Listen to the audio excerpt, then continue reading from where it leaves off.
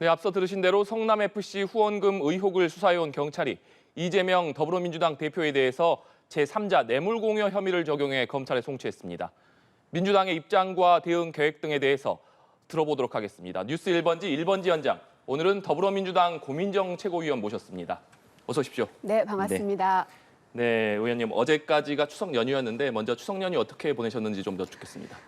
저희 이제 광진을 지역에 계신 시장 상인들 또 상가 상인분들 만나 뵈면서 인사 쭉 드리고요.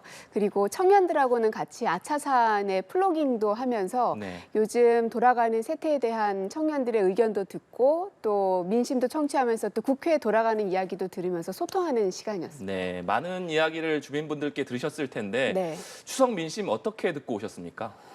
아무래도 이 정치권이 계속 정쟁만 벌이고 있는 것에 대해서는 많이 혼나기도 했습니다. 언제까지 싸우기만 할 거냐. 물가도 올라가고 금리도 올라가고 있는 이 상황에서 민생은 누가 챙기나 이런 얘기를 참 많이 들었는데요. 그래서 사실은 이 민생을 먼저 챙겨야 되는 건 여당입니다. 정부이기 때문에. 그러면 야당에게 협조를 요청하면서 저희가 때로는 협조하고 때로는 반대하기도 하면서 야당 역할을 하는 건데 지금은 거꾸로 됐습니다. 민생에 대한 걱정은 야당인 저희 민주당이 여전히 제일 많이 하고 있고요. 오히려 현재 정부와 여당에서는 어떻게 해서든지 전 정부와 현재 야당 대표에 대해서 먼지털이식 수사를 계속해서 이어가고 있기 때문에 한편으로는 국민들로부터 정치 혐오를 불러일으켜서 민생에 대해서는 등 돌리게 하려는 의도가 있는 건 아닌가 싶을 정도로 너무 과도하다는 생각이 좀 듭니다. 수사를 말씀해 주셨는데 오늘 경찰이 이재명 대표를 제3자 뇌물 공여 혐의로 검찰에 송치하지 않았습니까? 추석 연휴 전에 이재명 대표를 검찰이 기소 결정을 한 데 이어서 경찰이 오늘 이 같은 결정을 내렸는데 일단 이것에 대해서 좀 현 상황을 어떻게 보고 계신지가 궁금합니다. 아마 앞으로 이런 방식의 보도들은 끊이지 않고 나올 거라고 생각합니다. 그래서 별로 이렇게 놀랍지도 않습니다. 다만 이 현상들을 국민들께서 어떻게 바라보느냐가 참 중요한데요. 공정한 수사가 이루어지고 있다라고 생각할까요? 저는 그렇지 않다고 생각합니다. 왜냐하면 윤석열이라는 이 대통령이 탄생한 배경에는 살아있는 권력에게도 무서움 없이 두려움 없이 수사를 했었던 사람이기 때문에 아마 어떤 정의의 사도 같은 사람이었죠. 그래서 대통령으로까지 소환이 된 겁니다. 그러나 정작 본인이 살아있는 권력이 된 이후부터는 완전히 안면 몰수를 하고 있는 상황인 거죠. 김건희 여사에 대해서 저희가 어느 날 갑자기 특검을 요구한 것이 아니라 검찰에서 이 공소시효는 점점 다가오고 있는데 아무런 조사도 이루어지지 않고 있고 심지어는 소환 조사조차 이루어지지 않고 있는 이 상황에서 빨리 수사를 해라. 시간이 다 돼가고 있다라고 아무리 얘기해도 꿈쩍도 하지 않으니 저희가 할 수 있는 방법들을 동원하다 보니 이제 특검까지 나오게 된 건데요. 윤석열 대통령께서 본인이 왜 그 대통령이란 자리까지 갔는지를 초심의 마음으로 다시 돌아가신다면 현재 본인 주변에서 이루어지고 있는 이 문제점들에 대해서 명확하게 짚고 넘어가셔야 되고 옛날에 특검으로서 날렸던 명성을 날렸던 그 시절의 윤석열로 다시 돌아가시지 않으면 국민들의 떨어진 이 지지율을 끌어올리는 거는 저는 불가능하다고 생각합니다. 윤석열 대통령에 대한 당부 말씀으로 볼 수 있을 것 같은데 당 차원에서는 구체적으로 좀 어떻게 대응을 한다고 볼 수 있을까요? 당 차원에서는 뭐 하나하나 이 사안들이 일단 그 면밀하게 주시도 하고 있고요. 하지만 거기에 너무 끌려다녀선 안 된다는 목소리들도 많이 있습니다. 그래서 당대표께서 하고 계시는 행보들을 보면 계속해서 이제 민생 행보를 하고 계시고 또 최고위도 이제 지역의 현장에서 열겠다라고 말씀도 하셨는데요. 그렇게 이 국민들이 어렵고 힘든 부분들을 해결해 줄 수 있는 그런 유능한 민주당의 모습으로 여러분들께 다가가겠다라는 말씀이고 다만 그렇다고 해서 야당을 향한 정치 탄압이 부당하게 들어오고 있는 거에 대해 저희가 그냥 눈만 꿈뻑거리며 있을 수는 없죠.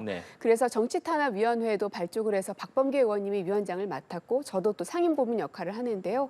이 부분에 대해서도 하나하나 따질 건 따져가면서 이제 해나가야 될 것 같습니다. 이재명 대표께서 말씀하신 대로 최근에 민생 행보를 계속해서 이어가고 있고 또 어제 조정식 사무총장이 기자간담회를 하기도 했습니다만 다른 지도부들은 대여 공세에 좀 적극적으로 나서는 모습을 보이면서 이 대표와 지도부가 역할을 분담하는 것 아니냐 이런 관측도 좀 나오고 있거든요. 실제로 어떻습니까? 실제로 당신은 이걸 하고 당신은 이걸 하시오라고 역할이 명확하게 나눠져 있지는 않습니다. 현안에 대해서 각각의 최고위원들이 무엇이 중요한지를 판단하고 각자의 판단에 의해서 발언도 나오고 있는 건데요. 일례로 이제 저 같은 경우도 김건희 특검이나 뭐 혹은 이제 이재명 대표에 대한 무리한 소환 조사에 대해서 입장을 밝히기도 했지만 현재 정부가 시민단체의 근거법이 될 수 있는 규정을 삭제하겠다라는 것을 발표한 적도 있었고요. 혹은 쌍용차 문제에 대한 손배 가압류 문제도 여전히 진행 중에 있습니다. 이런 것들도 계속해서 최고위 발언을 통해서 하고는 있는데 안타까운 건 이런 정책에 대해서 얘기를 하고 민생에 대해서 얘기를 하면 그런 것들은 별로 언론에 보도가 되질 않습니다. 그러다 보니 국민들 입장에선 늘 정치권에선 정쟁만 얘기하고 있구나. 그래서 정치 뉴스 보는 게 너무 머리 아프다라고 자꾸 등을 돌리게 되는데 정말 민생이 중요하다고 언론도 생각하신다면 그런 정책 발언들에 대해서 더 많이 좀 관심을 가져주셨으면 좋겠다고 부탁도 좀 드리고 싶습니다. 아무래도 정기국회가 본격적으로 시작되기 때문에 정책과 민생에 대해서는 이야기 나눌 기회가 좀 많이 있을 것 같고요. 네. 또 아무래도 국민적 관심이 또 김건희 여사 특검법이라던가 민주당이 제출한 국정조사에 관련돼서 쏠려 있기 때문에 이 질문도 안 드릴 수가 없을 것 같습니다. 김건희 특검법 같은 경우에는 당론으로 채택을 해서 발의를 했습니다만 일단 첫 관문이라고 할 수 있는 법사위원장을 국민의힘 김도읍 의원이 맡고 있기 때문에 네네. 사실상 첫 관문을 넘기도 쉽지 않을 것이다. 이런 관측이 나오고 있고 또 우회로로 패스트트랙을 선택할 수 있지 않겠느냐 이런 관측이 있었습니다만 시대전환 조정은 의원이 부정적인 의사를 밝히면서 이것도 쉽지 않겠느냐 이런 전망이 나오고 있거든요. 실제로 이 부분에 대해서는 어떻게 보고 계십니까? 정치라는 건 어떤 법 규정에 의해서만 되는 게 아니라 상대방이 있는 싸움이기 때문에 늘상 변화합니다. 그래서 정치는 생물이라고도 얘기하죠. 박근혜 전 대통령의 탄핵 같은 경우에도 초반부터 탄핵이 가능하다고 생각한 사람은 거의 없었을 겁니다. 하지만 국민적 여론이 들끓고 그 문제가 해소되지 않는 것들을 계속 봐왔을 때 국민들도 심지어는 그 당시에 여당도 동의할 수밖에 없었던 상황까지 치달았죠. 결국 지금 현재 이제 김건희 특검법이 나와 있기는 한데 여기에 대해서 이 문제를 얼만큼 유능하게 잘 풀어가야 하는가는 저희 야당인 민주당의 목소리 현재 남아 있고요. 그래서 원내와 당이 현재 협업하면서 이 전략 전술들을 계속 써 나가고 있는 상황 중에 있습니다. 네, 결국 김건희 특검법이 채택이 되기 위해서는 무엇보다 여론이 중요할 것 같은데 이 추석 민심을 알아본 여론조사 결과를 한번 보시겠습니다. 이 지금 김건희 여사 특검법에 찬성한다는 의견, 또 이재명 대표 수사가 정당하다는 의견이 모두 과반 이상이 나왔습니다. 이 여론 지금 화면에 김건희 여사 특검법 발의와 관련해서는 적절하다는 의견이 55%, 적절하지 않다는 의견이 36.9%로 조사가 됐는데 일단 이번에 나온 여론조사 결과는 좀 어떻게 해석하고 계십니까? 이재명 민주당 대표에 대해서 수사도 이제 법과 원칙에 따른 수사다는 게 50을 갓 넘었습니다. 저희가 이재명 대표에 대한 이 검찰의 발표나 혹은 언론에 흘리고 있는 이런 모습들이 수사를 전혀 받지 않겠다는 건 아닙니다. 뭔가 문제가 있다면 혹은 저희들도 그 의혹에 대해서 부당하다고 느낀다면 법정에서 서로 다퉈봐야 되는 문제인 것이죠. 그런데 김건희 특검에 대해서는 상당수, 그러니까 오히려 훨씬 더 높은 수치의 찬성 여론이 나오고 있는 건데요. 그거는 뭐냐면 김건희 여사에 대한 조사가 명백하게 다 이루어지고 있지 않다라는 것에 대해서 국민들이 공감하는 거고요. 이분은 사실은 영부인에 해당이 되기 때문에 야당에서 무리하게 무언가를 추진하게 되면 반드시 역풍을 맞게 돼 있습니다. 그러나 저희가 특검법을 발의했지만 국민들께서 그건 너무 무리해 라는 반응이 훨씬 많이 나오는 것이 아니라 그래 응당해야 될 역할을 하는 거야 라는 반응이 지금 많이 나오고 있는 상황이거든요. 이 현상을 지금 현재 집권당인 국민의힘과 또 대통령실은 아주 심각하게 바라봐야 하는 사안입니다. 김건희 여사를 보호하고 이 방어하는 것도 한계가 있는 겁니다. 문제가 있으면 털고 가는 게 맞지요. 왜냐하면 집권당이 지금 뭐 집권한 말 4년 반 차 정도 됐으면은 모르겠으나 이제 갓 몇 개월밖에 되지 않았습니다. 1년도 채 되지 않았습니다. 그런 대통령실에서 그것도 영부인에 대한 수사 요구가 이렇게 본물처럼 쏟아져 나오고 있는 이런 상황이라면 특단의 대책을 만들지 않으면 안 되는 것이고요.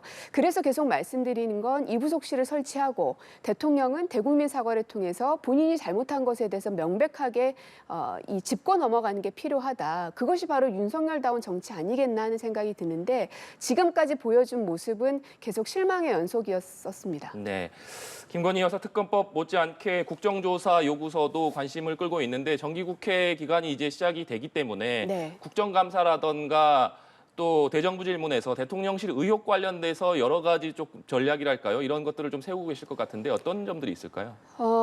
전략이라는 게 너무 머리만 쓰다 보면 오히려 재발에 걸리게 마련입니다. 저희는 다만 해소되지 않는 의혹을 풀겠다는 겁니다. 일례로 민간인 수행원 문제가 있었죠. 나토 순방 당시에. 그분이 과연 이 보안각서를 썼느냐. 왜냐하면 대통령의 그 1급, 2급 기밀에 해당되는 정보에 접근했기 때문에. 그러나 보안각서를 계속 요청했지만 대통령실도 외교부도 어떠한 것도 확인해 주지 않고 있습니다. 그러면 야당인 저희 입장에선 아무것도 해명되지 않는데 그걸 그냥 넘어갈 수는 없는 노릇이죠. 그래서 국민의힘도 답답하고 뭐 지금 지지율도 올라가지도 않는 데다가 이준석 대표로 인해서 당이 모래알처럼 다 흩어지고 있는데 이것을 한탄만 하고 있을 게 아니라 힘있게 국정 동력을 만들기 위해서라도 이 문제는 올해 안에는 반드시 털고 가시는 게 맞다. 네. 그게 오히려 국민의힘을 살리는 길이라고 저는 생각합니다. 네. 또 앞서 말씀해 주셨듯이 민생과 관련해서 이재명 대표가 계속해서 민생을 강조하고 있는 상황 속에 윤석열 대통령에 대해서 다시 한번 영수회담을 제안하지 않았습니까? 윤석열 대통령이 이것을 수용할 가능성은 좀 높지 않아 보이는데 영수회담에 대해서는 어떤 의견을 좀 가지고 계십니까? 저의 그 현실적 예상은 안 할 거라 생각합니다. 그러나 이상적 바람은 해야 된다고 생각합니다. 왜냐하면 제가 왜 현실적 이야기를 했냐면 지금까지 보여줬던 윤석열 대통령의 모습은 정치인스러운 모습은 없었습니다. 여전히 검찰이고 검사입니다. 그저 정해져 있는 법조문에 의해서만 세상을 통치하려 하시는데 대통령의 위치는 정치인의 역할입니다. 때로는 협상도 하고 협조도 하고 네. 때로는 양보도 하는 게 대통령인데요. 지금 그 역할을 하나도 하지 못하고 계십니다. 사실 지금 이제 고물가, 고유가, 고금리까지 이렇게 민생이 어려워져 있는 이런 상황이라면 이 난국을 타개하기 위해서라도 먼저 야당 대표에게 손을 내미는 것이 국민들로부터는 훨씬 더 큰 환호를 받을 겁니다. 게다가 지금 국정 동력이 없는 상황이기 때문에 더더욱 그런데요. 하지만 지금 몇 달 동안 봐온 윤석열 대통령이라는 분은 그만한 정치인으로서의 배포가 없는 분이신 것 같습니다. 다만 바라는 것은 저의 이런 예상을 깨고 정말 달라진 윤석열 대통령의 모습을 보여주십사. 그러려면 오히려 야당 대표에게 만납시다. 그래서 우리 이 사법적인 문제는 띄워놓고 민생에 대한 것만 논의해서 이러이러한 법안들은 통과시키고 이러한 예산들은 증액시킵시다. 라고 단판을 지을 수 있는 배포가 보여야 된다라고 생각합니다. 네. 정기국회가 시작되기 때문에 상임위인 과방위 얘기도 잠깐 해보겠습니다. 네. 지난번에 일본 현장에 정청래 과방위원장이 출연하시기도 했었는데 일단 우선 과제로 공영방송의 정치적 독립을 꼽았거든요. 네. 위원님께서도 같은 생각이신가요? 네. 언론의 정치 권력으로부터의 독립인 것이죠. 그게 이제 지배구조 개선법이라고 불려지고는 있는데요. 이것에 대한 숙제는 사실은 상당히 오래됐습니다. 근데 이번만큼은 좀 풀고 갔으면 좋겠다는 거고, 특히나 지금 국민의힘에서는 이 TBS를 시작으로 해서 무리하게 고발 조치들을 지금 진행하고 있거든요. 방심위 위원장을 고발하기도 했죠. 네. 그 근거로 든 것이 방심위에서 그 심의를 했는데 문제 없음으로 그 의결이 난 것이 5건이나 됐다. TBS에 대해서. 그러니 이거는 봐주기 심의를 한 거다. 라면서 고발을 했습니다. 그래서 제가 TV조선이나 채널A나 이런 곳은 어떤 걸 봤습니다. TV조선은 4건이었고요. 채널A는 3건이 문제 없음으로 의결이 됐습니다. 그러면 여기도 역시 봐주기 심의를 한 겁니까? 그러니까 이런 것들을 보면서 방송 장악의 음모를 다시금 만지고 있구나라는 생각이 드는 거고, 이것을 저희가 눈앞에 보면서도 언론이 다시금 정치권에 의해서 장악되는 것을 눈뜨고 지켜볼 수만은 없죠. 그래서 이번 회기 안에는 반드시 그 정치 권력으로부터 독립시키는 이 법안을 통과시키겠다라는 의지를 저 또한 말씀드리고 싶습니다. 네, 마지막 질문 드리도록 하겠습니다. 최고위원에 선출이 되셨는데 일각에서는 친명계 최고위원 사이의 유일한 비명 최고위원이다 이런 평가들이 많이 나오지 않았습니까? 네. 일단 최고위원으로서의 다짐, 앞으로 많은 계획을 갖고 계실 것 같은데 시청자분들께 한 말씀 부탁드리겠습니다. 지금 당장 괴로워하시는 국민들의 짐을 덜어드리고 싶습니다. 조금 전에도 쌍용차 노동자분들을 좀 만나고 왔는데요. 이미 10년이 넘은 사건이지만 여전히 손배 가압류에 시달리고 계시는 노동자들이 상당히 많고, 그로 인한 트라우마로 인해서 정신적 고통을 호소하시는 분들도 많습니다. 이분들에게 힘 있는 야당의 모습을 보여드려야 되겠다 생각이 들어서 법안은 물론이고 토론회 혹은 여론 혹은 언론과의 인터뷰 등을 통해서라도 네. 국민들께서도 동의하시고 또 여야가 합의돼서 이분들의 무거운 짐을 덜어드리는 일에 제가 적극 나서려고 합니다. 네, 알겠습니다. 오늘 말씀 여기까지 듣겠습니다. 오늘 네. 말씀 감사합니다. 네, 고맙습니다.